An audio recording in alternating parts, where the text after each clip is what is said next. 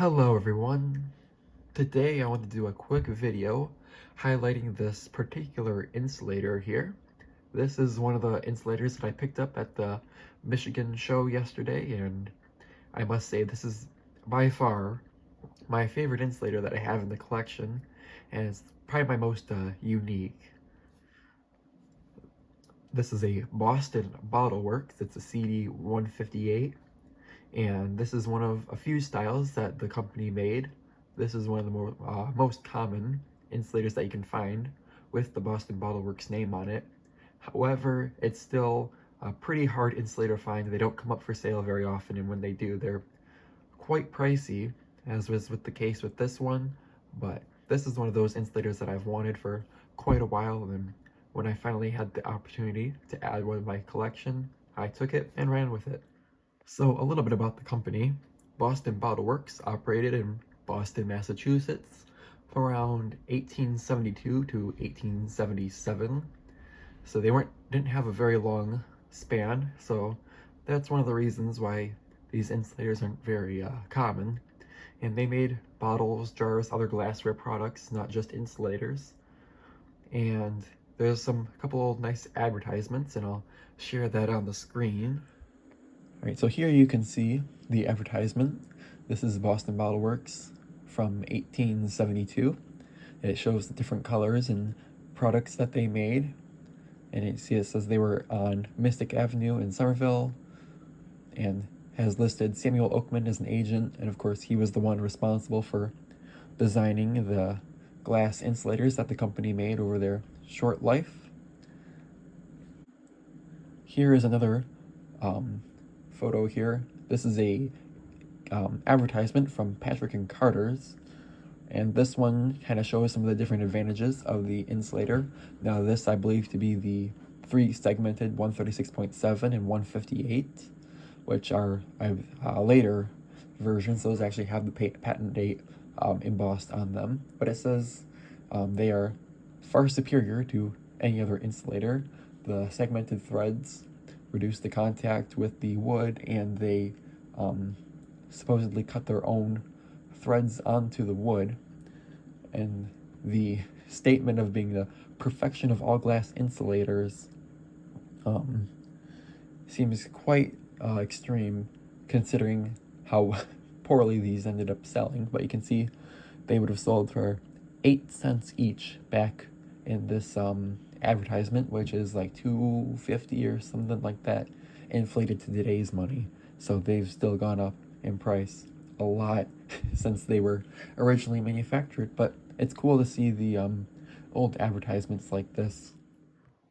So although these were claimed to be a far superior insulator, I don't think that was the case. These are definitely not very common, so the whoever was putting up the lines, the railroads and whatnot, clearly didn't like them that much, and they opted to buy other insulators like the Brookfield or the Hemingway insulators, which are far more common. But that just makes this one all the more special. So that's really all about the company. Let's just go take a quick look at the insulator itself.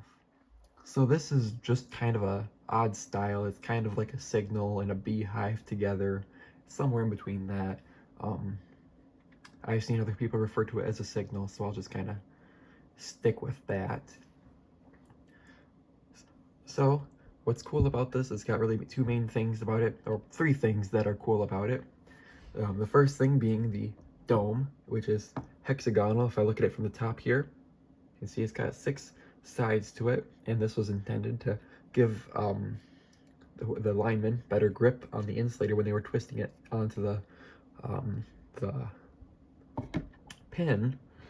Obviously, these are advertised as being able to cut their own threads onto a threadless pin. So in order to do that, you would need quite a bit of leverage. So that's what these hexagonal sides are for. Most Boston Bottle Works insulators have this feature. The second cool thing about this is the segmented threads. They just look really cool. They're very sharp. This is the version that has 4 segmented threads. There's also a version that has 3 segmented threads, And if you're familiar of the 136.7, which looks similar to this but doesn't have the inner skirt, has a bit of a different shape, has the same top, but the wire groove is a little bit different. They also made those with the inner skirt, which is a 158.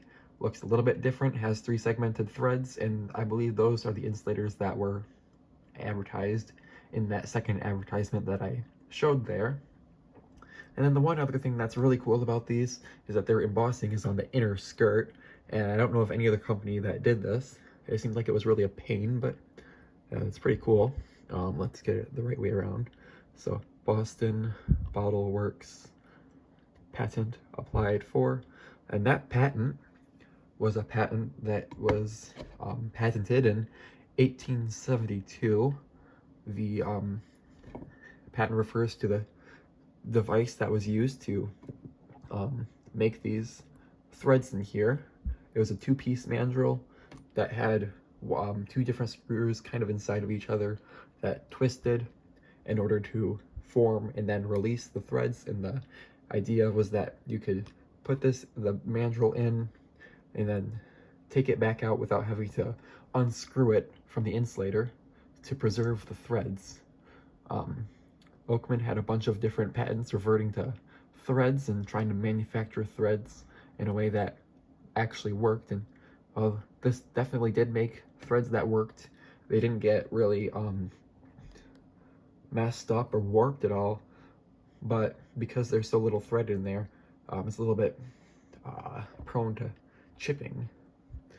So there's the insulator. It's in a lovely light aqua color. This particular example has some nice milk right there, and that orange amber that looks in there, that's just, I think, rust. Love looking at the top of this hexagonal dome. Just looks fantastic. If you look at the top, you can see the segmented threads on the inside, the shape that those make. Unfortunately, it has like a little chip here and a open bubble, but there's my insulator. This is one of my favorite CDs. So that's really all I have to say about it. I hope you guys have enjoyed this video. Thanks for watching, and bye-bye.